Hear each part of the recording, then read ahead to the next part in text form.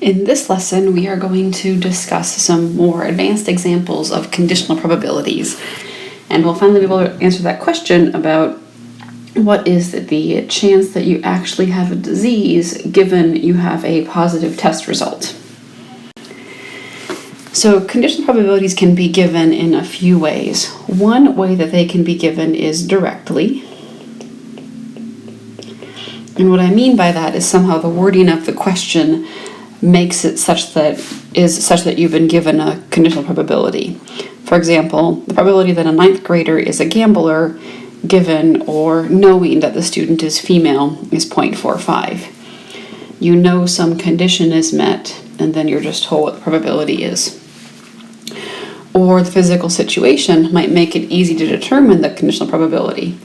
For example, what's the probability that the second card drawn from a 52 card deck is red, given that the first card is red? So probability of red given red. Well, half of the deck is red cards, but you've taken one out, so there are 25 red cards left out of, since you've removed one card, 51 cards,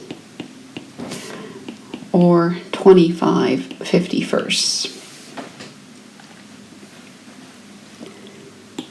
Another thing we had to deal with conditional probabilities were these rules. And remember that this is one way to give them. They could also be written as P of A and B is P of B given A times P of A by multiplying the P of A over, or P of A and B is P of A given B times P of B. So those are equivalent forms. So suppose that a college course has a midterm and a final exam. From past experience, the instructor knows that the probability of a randomly selected student will get an A on both exams is 0.15. And the instructor also knows the probability of A on the midterm is 0.25 and A on the final is 0.20. Suppose that a student earns an A on the midterm. Given this information, what's the probability that the student will get an A on the final? And we suspect that it's probably higher than 0.2, as in having an A on that first test somehow probably means that the probability of an A on the final is higher. So we want probability of A on final given A on midterm. Well, using that rule 4, this is probability of A on final and A on midterm divided by the probability of A on your midterm. And the probability of an A on a final and midterm was 0.15. Probability of A on the midterm was 0.25, which works out to be exactly, 15 25ths, which reduces to 3/5 and is equal to 0.6. And that should make sense. If you have an A on the final, it is more likely that you're going to get an A on the midterm. It's more likely you're going to get an A on the final. So we are going to use something called Bayes' rule to deal with a common situation that when you know a conditional probability in one direction, but you want to know them in the other. So, for example, you may know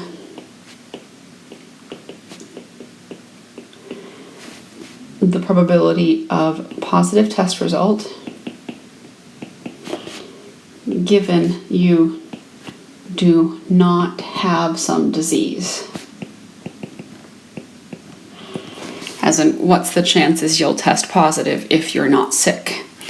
And you may want to know probability of do not have disease given a positive test. And those two things are definitely unequal. So something called Bayes' rule, this lets you flip the condition of the probability from A given B to B given A. So the first thing is, you know that P of A given B is equal to this. This is just the rule that we've been using all along. No big deal there. And then one of the restatements of that rule tells you that P of A and B is P of A, P of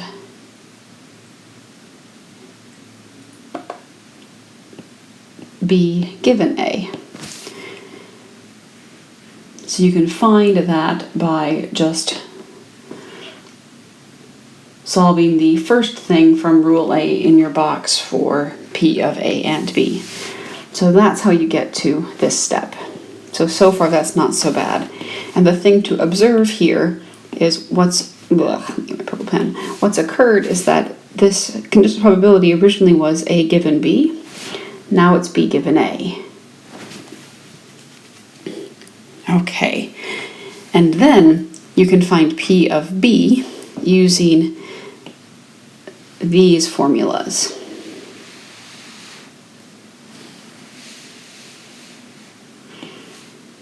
Okay, so let's talk about why that's true. First of all, why would P of B be equal to P of A and B plus P of A complement and B? Well, I think those pictures really help here. So you have your event A, you have your event B. Well, A and B, that's this stuff. A complement is all of the stuff outside of A. So there's all the stuff outside of A. But once I say and B, it's all the stuff that's outside of A and is also in B. So that's all this thing. And notice how together, the little purple bubble and little orange bubble, they make B. So that part's easy enough to understand. And then this next part, the P of A times P of B given A, well, that's just this rule, right? P of A, P of B given A. And the next one is the same thing, it's just that instead of A, you have A complement. P of A complement, P of B given A complement. Okay, so this is something we are going to use to do one problem, and then there are a few other techniques you can use to find conditional probabilities as well. Suppose that Alicia has learned she has a positive test result for a diagnostic test of a certain disease. We're going to assume this test is 95% accurate, which means that if you have the disease, you're going to get a positive result 95% of the time. If you don't have it, you're going to get a negative result 95% of the time. And if this were you, you would be most interested in finding the probability of having the disease given that the test was positive. So let's let A be the event that Alicia has the disease, and A complement be the event she does not. B is the event the test is positive, and B complement of the test is negative. Also, P of A, this is sort of like the overarching probability that somebody in the population has the disease. So you could say the incidence of the disease is 0.1% or something like that as well. So first, let's write down Bayes' rule so we kind of know all the stuff we have to find. We want P of A given B, probability that you have the disease given positive test. Well, first of all, that's P of A and B over P of B. And the numerator is P of B given A times P of A. And the denominator is P of B given A, P of A, plus P of B given A complement, P of A complement. So we need all those things. Hoofda. Okay, so first, here's the things we know. The easy ones, probability of A. Well, we know that is 0.001. Probability of A complement, we know, is 0.999. Okay, next, probability of B given A, i.e. probability of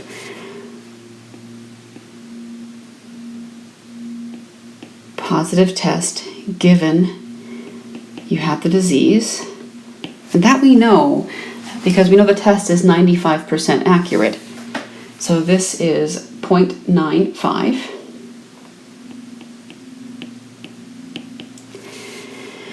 Probability of B given A complement. Probability of a positive test given there's no disease. That's like saying how often is the test wrong. And if a test is 95% accurate, it's wrong 5% of the time. So this is 0.05. And I think at that stage we have everything we need to know. P of A given B will equal, okay, P of B given A is 0.95. P of A is 0.001 over 0.95, 0.001 plus 0.05 times 0.999. And when you input this in the calculator, make sure you put parentheses around this stuff. That will make sure it all ends up in the denominator. So this is amazingly low. This works out to be 0.019. So, or just 1.9%. So this is super, super low probability that she actually has this disease.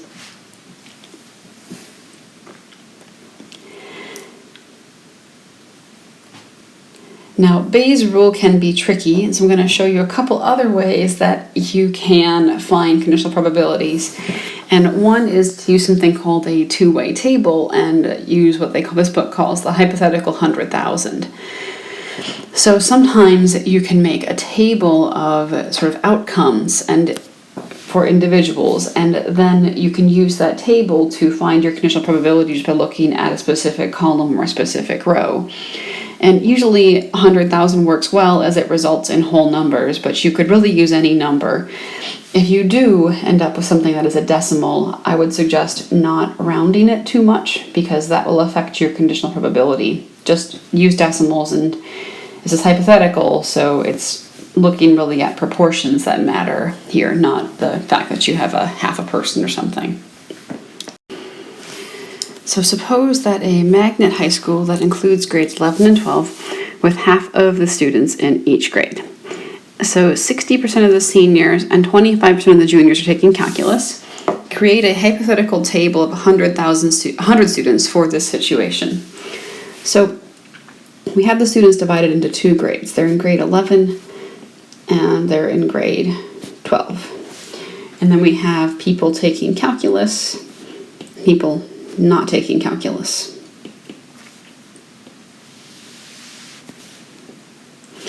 And you could make the grades go as your rows. It doesn't matter. I'm just going to make them columns. It's really not important.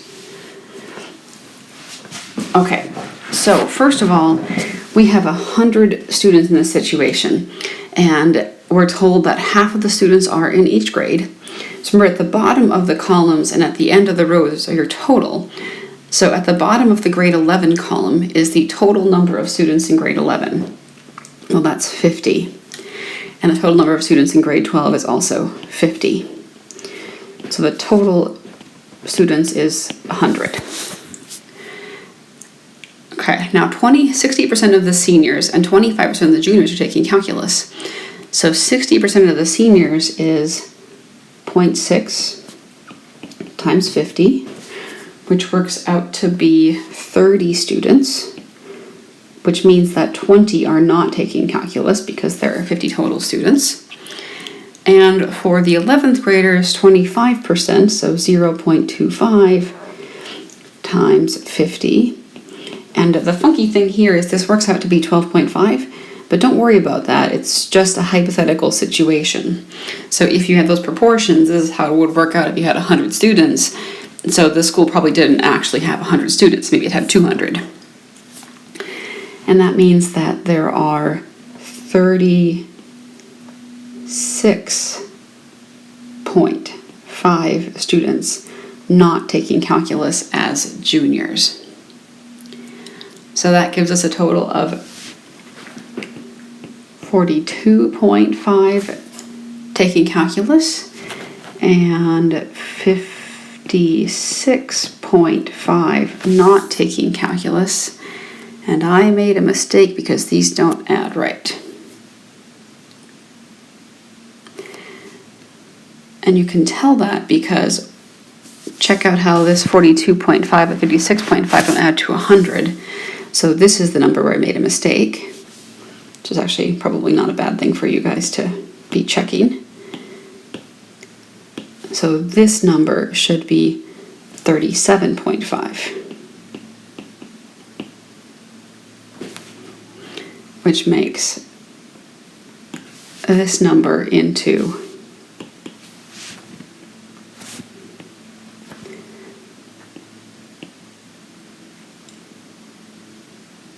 57.5, and then 57.5 plus 42, that definitely adds up to 100.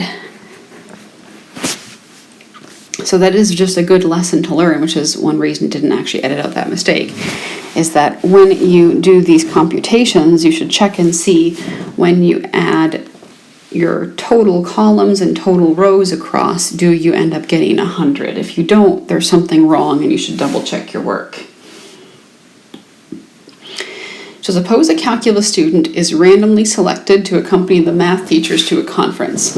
What's the probability that the student is a junior?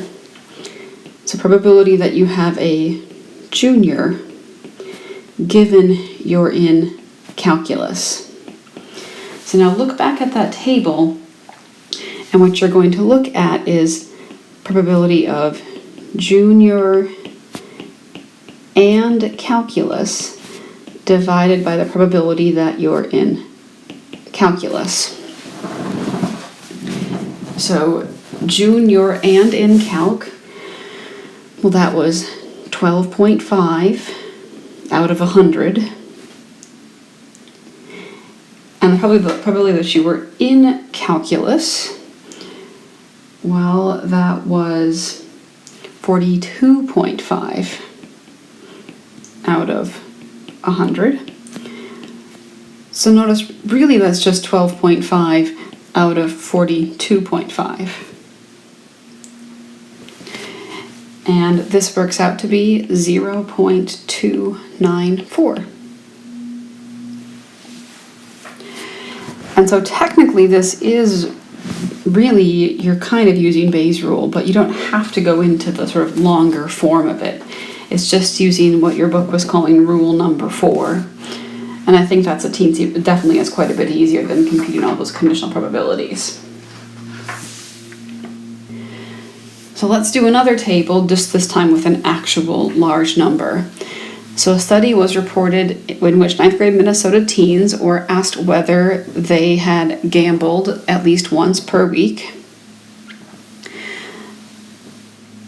during the past year. And the sample consisted of 49.1% of boys and 50.9% girls. The proportion of boys who had gambled weekly was 0.229, and the proportion of girls who'd done so is only 0.045. Suppose we have 100,000 teens reflecting these proportions. Make a hypothetical table for this situation, and then find the probabilities of the stuff below. Okay, so we have gambler and not, and then we have probability that someone's a boy and girl.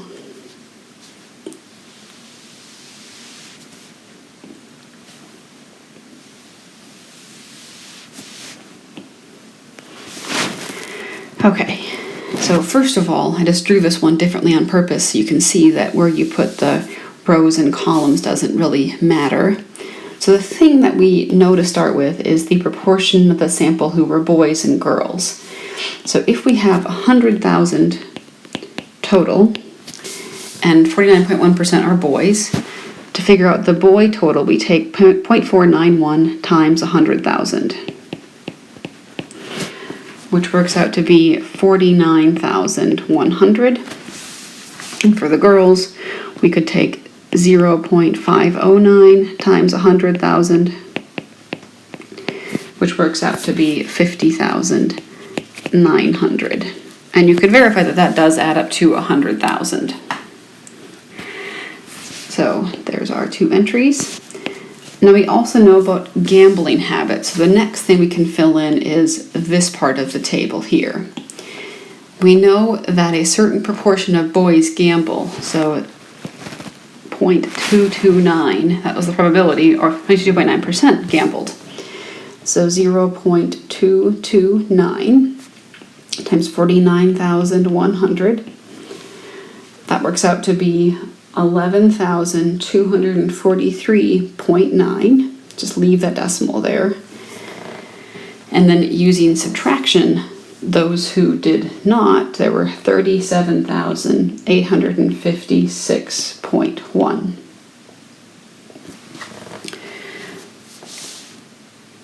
Okay, for the girls, much lower probability, 0.045 times 50,900. That works out to be 2,290.5, meaning those that did not, 48,609.5. And now let's get some totals. The total number of gamblers is 13,534.4. And the total number of not gamblers is 86,465.6. And you should verify that those do add up to 100,000. And it looks like they do. Okay, great. Now let's find those probabilities. So what's the probability that somebody is a boy and a weekly gambler? So how many boys are also weekly gamblers? Well, that's 11,243.9 out of the total number of students, which was 100,000, hypothetically. And this works out to be approximately 0.112. Probability of a boy, given that you're a weekly gambler. So how many of the weekly gamblers were boys? Well, there were 11,243.9 boys out of all the weekly gamblers. 13,534.4, which is about equal to 0.831. And that should make sense. Once you know you have a weekly gambler, you know boys gamble at a much higher rate, so it's much more likely that you have a boy. Versus just the probability of a weekly gambler, well, there are 13,534.4 gamblers out of 100,000 students, which is approximately 0.135.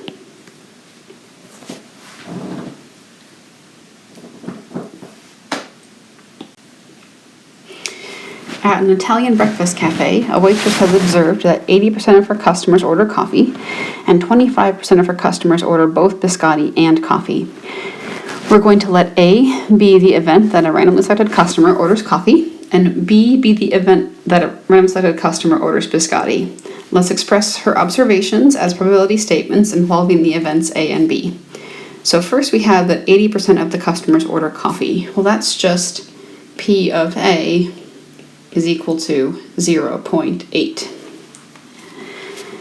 And then we're told that 25% order both biscotti and coffee. Well, that's P of A and B is 0.25. What is the conditional probability that a randomly selected customer will order a biscotti given that he or she orders coffee? So that's probability of B given A, which is P of A and B divided by P of A. Okay, probability of A and B we just discussed was 0.25.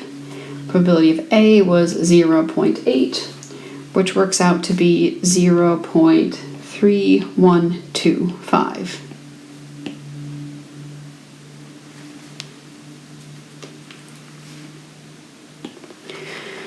And lastly, what is the conditional probability that a customer would not order a biscotti given that he or she orders coffee? And this is an example of complements again. So we want probability of no biscotti, which is biscotti complement, given coffee. Well, this is the same thing as 1 minus probability of biscotti given coffee. So here's the thing, is you have this group that is your coffee drinkers. So there's the coffee people. And inside that coffee people, you have the biscotti people. So you're either part of the coffee and biscotti group, or you're part of the no coffee and biscotti, or coffee and no biscotti group. So knowing that you're in this coffee part, that means you know you're in this universe. You either fall into the coffee and biscotti or coffee and no biscotti group. So that's where the whole complement thing comes in. So this is 1 minus 0.3125, which works out to be 0.6875.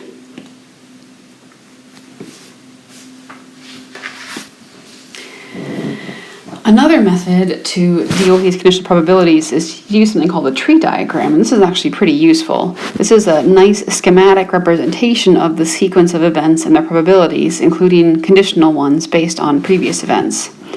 And it's best explained with an example.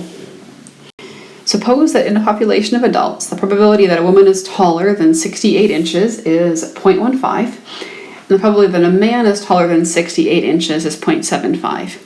The population is half men and half women, and suppose that a randomly selected individual from the population is taller than 68 inches. Find the probability that the individual is a female, given that they're taller than 68 inches. So what we really want here is we want the probability of somebody being a woman, given that they're tall. That's kind of the general goal. Okay, so here's how we'll start. So the first branch in your tree is that one could be female and one could be male. And if the population is half and half, the probability that the person is female is 0.5, male is 0.5. So that's your first branch. Then, off of those branches, you have different likelihoods for being short or tall. For a woman, the chance that they're tall is 0.15, and the chance that they're not tall, which we're going to call short, 0.85. For men, the chances that they're above that tall threshold is 0.75, and not with probability 0.25. And then you multiply along a branch. So multiply this and multiply this. And that's going to get you the probability of female and tall. So 0.5 times 0.15 works out to be 0.075. This is probability of female and short. 0.5 times 0.85, which works out to be 0.425. Notice that those two numbers add up to 0.5, which is the proportion of the population that's female. Either you're female and tall or you're female and short. Probability of male and tall will be 0.5 times 0.75, which works out to be 0.425. Nope, 0.375, sorry.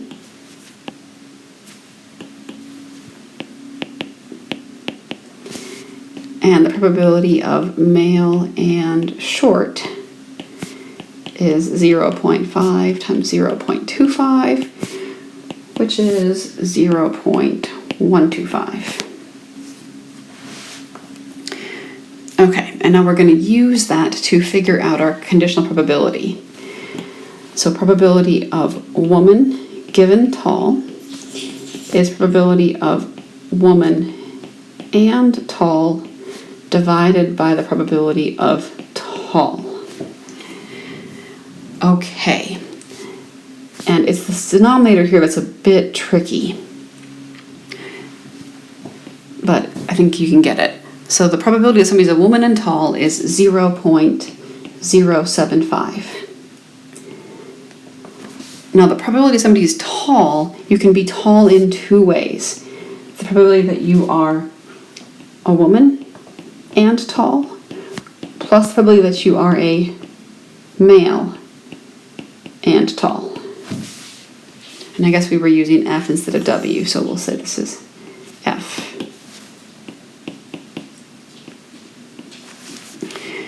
Well, the probability somebody's female and tall is just 0.075. And then male and tall is 0.375. And this comes out to be 0.167. And I found that in general, students do like this whole tree diagram better, and I agree that it's a little bit easier to work with, but a couple things. If you do use it, I want to see all these probabilities at the end. You should check and see also that they add up to 1, which they do in this case. And the thing you have to remember is that figuring out this involves two cases. So that's the trickier, it makes this conditional probability finding a teensy bit harder, but I do agree that the schematic diagram is pretty nice.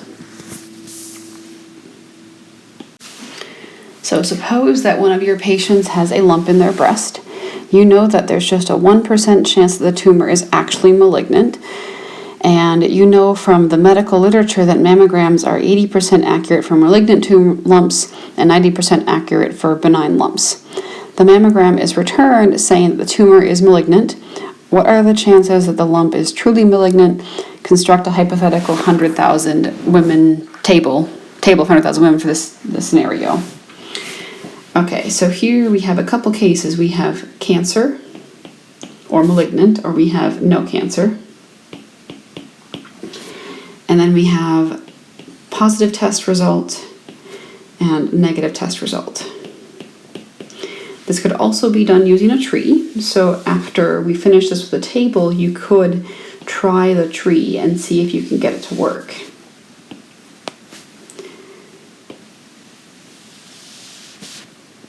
Okay, so our total is going to be 100,000 women. So first of all, we know that there's just a 1% chance that something is actually malignant. So the probability that there's cancer is just 1%. So 0.01 times 100,000 works out to be 1,000. It's the first number you find. And that means that this number for not having cancer must be 99,000. Okay, Next, we know that mammograms are 80% accurate for malignant lumps. So if you have cancer, it's going to get it right 80% of the time. So that's 0.8 times 1,000 works out to be 800 people out of 1,000 who have cancer will get a positive test, and 200 will get a negative test. If you don't have cancer, the test is 90% accurate for benign lumps. So no cancer, negative test, 0.9 times 99,000. That works out to be 89,100. And subtracting that from 99,000, we end up with 9,900 people who don't have cancer getting positive tests. And adding the rows, the total number with positive tests is 10,700. The total with negative tests is 89,200. Okay, now find the probability of cancer given your positive test. So how many people have cancer out of all the positive test people? Well, 800 patients have cancer out of the 10,700 who actually tested positive, which is just 0.075. And the reason this is because this disease is pretty rare and the test is not super accurate. All of these false positives take up a large proportion of those positives. So these disease questions are pretty interesting. And so to determine the accuracy that you need the base rate or probability that you're likely to have the disease without any knowledge of your test results. So in the previous example, that was the 1%. That 1% of malignant lumps are malignant. And next, you need to know the sensitivity of the test, which is the proportion of people who correctly test positive when they have the disease.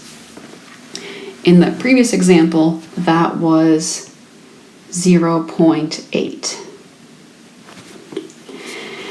And you also need something called the specificity, which is the proportion of people who correctly test negative when they don't have the disease. In the previous example, that was 0.9. And if you know those things, you can figure out the probability of a positive test result actually being accurate. The last little bit of this lesson talks about flawed judgments about probability. Which of the following sequences resulting from tossing a fair coin 5 times is more likely? 5 heads, heads, tails, heads, heads, tails, or heads, heads, heads, tails, tails, tails. And most of the time students want to say that one of these last two are more likely because they seem more random. But the answer is actually none. All are equally likely.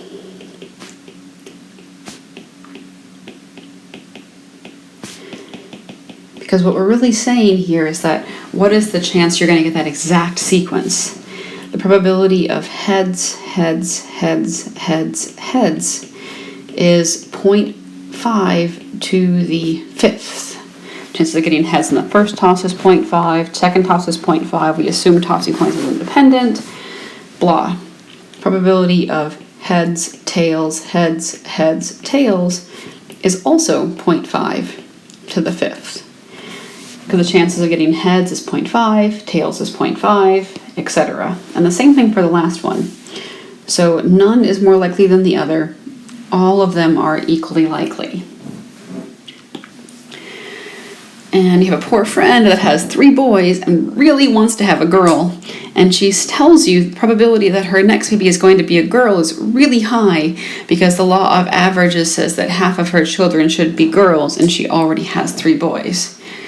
Is she right? So the answer is no, she's not. The next birth is independent from the first three,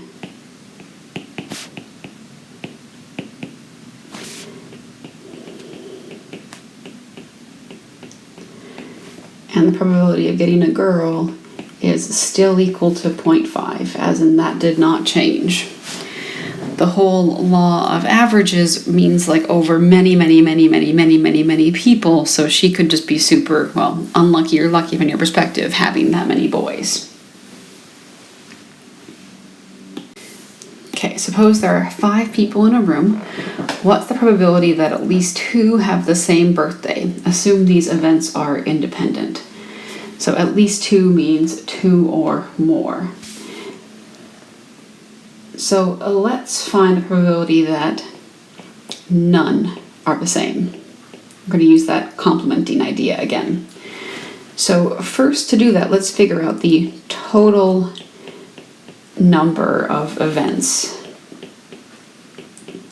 With 5 people, there are 365 choices for the first birthday, 365 for the next, 365 for the next. We are assuming not leap years just because it's easier. So the total number of events is 365 to the 5th power. It's a huge number, don't calculate it out, just leave it as 365 to the 5th. And then for none the same, well, we have 365 choices for our first birthday, and then 364 for the next, 363 for the next, 362 for the 4th, and 361 for the last one. So the probability that none are the same is going to be 365 times 364 times 363 times 362 times 361 all over 365 to the 5th, which works out to be 0.973. So the probability that at least 2 the same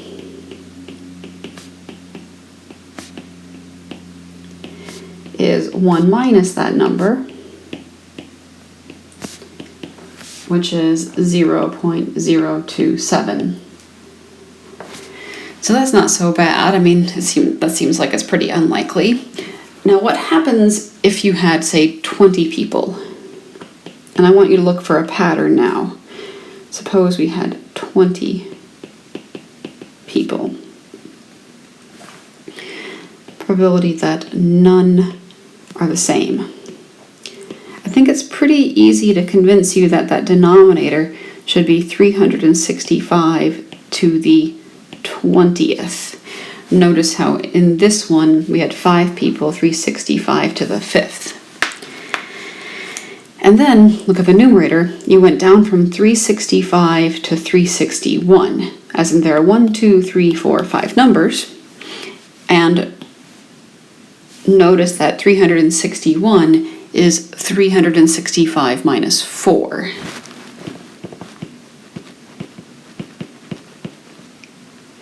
So in this one, we'd start with 365, and then next we'd have 364, 363, all the way down to, well, 365 minus 19 would be 346. And that works out to be 0.587, much higher. Probably at least 2 the same.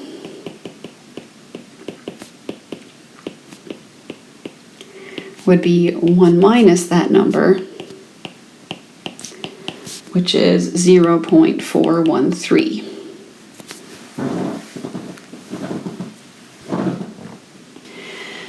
So new spark plugs have just been installed in a small airplane with a 4-cylinder engine. For each spark plug, the probability that it is defective and will fail during its first 20 minutes of flight is 1 over 10,000 and is independent of the other spark plugs.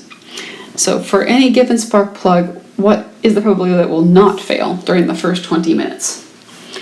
So we know P of fail is 1 in 10,000, which is 0.0001. So P of not fail, it's the complement, is 1 minus 0.0001 or 0.9999.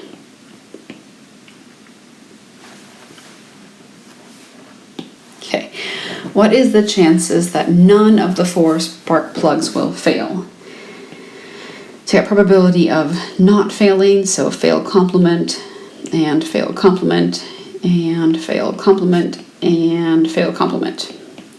Well, that's going to be probability of fail complement, fail complement, fail complement. That's that generalized independence rule. And each of these has probability 0.9999. So you have 0.9999 multiplied by itself 4 times, which means this is to the 4th power, or 0.9996.